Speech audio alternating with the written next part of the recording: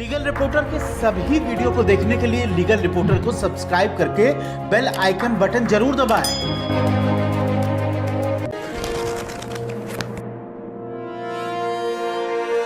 अगर आपका कोई मामला निचली अदालत में फंसा हुआ है और आपको राहत नहीं मिली है, इसके बाद आप हाई कोर्ट गए हैं फिर भी आपको कोई राहत नहीं मिली है, तो सुप्रीम कोर्ट जाने का सबसे बेहतर तरीका क्या होगा? इसके लिए बातचीत करने के लिए हमारे साथ सुप्रीम कोर्ट के वकील पुनीत सिंह बिंद्रा जुड़ गए हैं।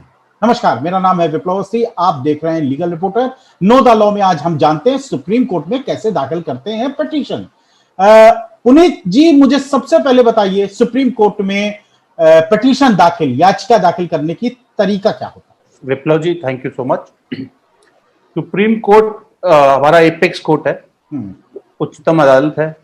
किसी भी पिटिशनर जो एग्रीव्ड है किसी भी हाई कोर्ट या निचली अदालत से, तो वो उससे चैलेंज करने के लिए सुप्रीम कोर्ट आता है। सुप्रीम कोर्ट में आने के जो माध्यम है, सुप्रीम कोर्ट के दो जुरिस्डिक्शन ज्यादातर अपनाए जाते हैं जब हम निचली अदालत से आते हैं। एक है अपेलेट जुरिस्डिक्शन और दूसरा है स्पेशल लीव पिटीशन का जुरिस्डिक्शन। अपेलेट जुरिस्डिक्शन जो है वो या तो कानून के प्रावधान में अवेलेबल होगा, किसी भी स्टैट्यूटरी अपील के माध्यम से आप आएंगे, या संवैधानिक तौर पे आर्टिकल 131 से लेकर 134 तक का प्रावधान है उसमें आएंगे। बट सबसे ज्यादा इस्तेमाल किए जाने वाला जुरिस्डिक्शन जो है सुप्रीम कोर्ट में आने का, वो है आर्टिकल 136, जिसको हम स्पेशल लीव पिटीशन कहते हैं। कोई भी पीड़ित व्यक्ति जब अधिक हाई कोर्ट में राहत नहीं प्राप्त कर पाता है, उसमें उसे सुप्रीम कोर्ट में आने का प्रावधान आर्टिकल 136 में प्राप्त किया है। उसमें जो अधिकार क्षेत्र सुप्रीम कोर्ट का है, सुप्रीम कोर्ट का अधिकार क्षेत्र बहुत ही बड़ा है। उसमें वो किसी भी प्रकार के ऑर्डर, जजमेंट, डिक्री और उसके खिलाफ आप सुप्रीम कोर्ट में याचिका दाखिल कर सकते हैं जी। और वहां पे सुप्रीम कोर्ट अपनी डिस्क्रिशन में, जहां पे उसको लगता है किसी भी व्यक्ति का अधिकारों का हनन हुआ है, वो उसको याचिका को सुनवाई के लिए परमिट कर सकता है और उस पर सुनवाई कर सकता है। जैसे कि आपको उदाहरण के तौर पर थोड़ा सा प्रक्रिया बता दीजिए कि प्रक्रिया क्या है। कोई भी व्यक्ति है जो हाईकोर्ट के ऑर्डर अगेंस्ट आया है, वो सबसे पहले क्या करेगा और प्रक्रिया क्या होगी? सबसे पहले प्रक्रिया सुप्रीम कोर्ट में आने के लिए उसे एडवोकेट ऑन रिकॉर्ड से संपर्क करना पड़ेगा जी। एडवोकेट ऑन रिकॉर्ड, एडवोकेट्स जो सुप्रीम कोर्ट के द्वारा रजिस्टर्ड एडवोकेट्स हैं, जिन्होंने परीक्षा देकर सुप्रीम कोर्ट का एडवोकेट ऑन रिकॉर्ड का एग्जाम पास किया है, सिर्फ वही लोगों को अनुमति है सुप्रीम कोर्ट में किसी भी तरीके की पिटीशन को दाखिल करने की। ठीक है। सुप्रीम कोर्ट में एडवोकेट ऑन रिकॉर्ड से मिलने के बाद किस प्रकार की उसकी ग्रीवेंस है, जिसमें कि किस तरीके की उच्च न्यायालय से उसको राहत नहीं मिली, उसके अनुसार एडवोकेट ऑन रिकॉर्ड उसको सलाह देगा और पिटीशन तैयार करके फाइल करने के लिए उसे बताएगा। जैसे कि उदाहरण के तौर पे किसी पीड़ित व्यक्ति को हाई कोर्ट में बेल याचिका पे खारिज हो जाती है, तो उसे सुप्रीम कोर्ट में आके स्पेशल लीव पिटीशन क्रिमिनल के तरीके से उसे हाई कोर्ट के आदेश को चुनौती देनी पड़ेगी सुप्रीम कोर्ट के सामने, और वो एसएलपी के माध्यम से उसे चुनौती दे सकता है। दूसरे उदाहरण के तौर पे किसी भी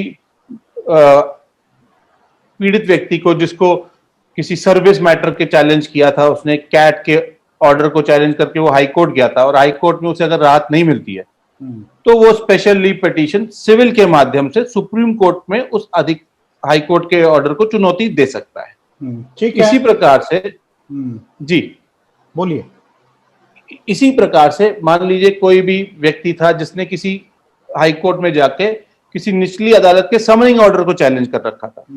उस समनिंग ऑर्डर को चैलेंज करने में यद्यपि उसे हाई कोर्ट से राहत नहीं मिलती है, तो उस हाई कोर्ट के आदेश को वो सुप्रीम कोर्ट में आके स्पेशल लीव पिटीशन के माध्यम से चुनौती दे सकता है। देखिए, मेरा सवाल है कि इसके साथ ही कि ये एडवोकेट ऑन रिकॉर्ड आदमी कैसे एक्सेस करेगा, कोई व्यक्ति कैसे उनको ढूंढ पाएगा? और दूसरा है कि क्या वही advocate on record argument supreme court में कर सकता है, या उसको कंपलसरी है कि कोई वरिष्ठ वकील खड़ा करना पड़े? एडवोकेट ऑन रिकॉर्ड देखने के लिए आप किसी भी ऑनलाइन सर्च पे नाम से भी ढूंढ सकते हैं व्यक्ति को, और एडवोकेट ऑन रिकॉर्ड की लिस्ट को भी एक्सेस कर सकते हैं, जो list supreme court advocate on record के वेबसाइट पे भी अवेलेबल है और सुप्रीम कोर्ट की वेबसाइट पे भी उसको आपको कॉन्टैक्ट डिटेल एक्सेट्रा मिल जाते हैं जी। तो इस तरीके से आप एडवोकेट ऑन रिकॉर्ड को ढूंढ सकते हैं, और आप सुप्रीम कोर्ट के न्यायालय परिसर में आके भी सुप्रीम कोर्ट की रजिस्ट्री से supreme court advocate on record की रजिस्ट्री में सर्च कर सकते हैं और उनका कॉन्टैक्ट नंबर और डिटेल्स ले सकते हैं जी। तो क्या एडवोकेट ऑन रिकॉर्ड मस्ट है आपको सुप्रीम कोर्ट में याचिका डालने के लिए। तो क्या एओआर ही ड्राफ्टिंग करता है और एओआर ही आर्गुमेंट करता है या कोई और अलग तरह के वकील होते हैं? जो एडवोकेट ऑन रिकॉर्ड होता है वो सबसे इंपॉर्टेंट व्यक्ति है सुप्रीम कोर्ट में प्रैक्टिस करने के लिए और किसी भी मैटर को फाइल करने के लिए। एडवोकेट ऑन रिकॉर्ड आपके सलाह करके मामले पे आपको पूरी राय भी देगा, आपके बिहाफ पे पिटीशन ड्राफ्ट भी करेगा और वो दाखिल करने के बाद फुल्ली एलिजिबल है कोर्ट के सामने आपके बिहाफ पे बहस करने के लिए। कई मामले ऐसे भी होते हैं जहां पे मामला ज्यादा पेचीदा हो, आपको किसी और सीनियर वकील की आवश्यकता हो जिसको उस सब्जेक्ट क्षेत्र में ज्यादा ज्ञान हो, और इसलिए एडवोकेट ऑफ रिकॉर्ड किसी सीनियर एडवोकेट को भी ब्रीफ कर सकता है और उससे बहस करने के लिए भी एंगेज किया जा सकता है। तो अगर एडवोकेट ऑन रिकॉर्ड रहेगा आपके साथ, अगर आपको याचिका दाखिल करनी है तो निश्चित रूप से अगर आप सीनियर एडवोकेट की जरूरत समझते हैं तो आपकी मदद भी हर लेवल से कर पाएगा।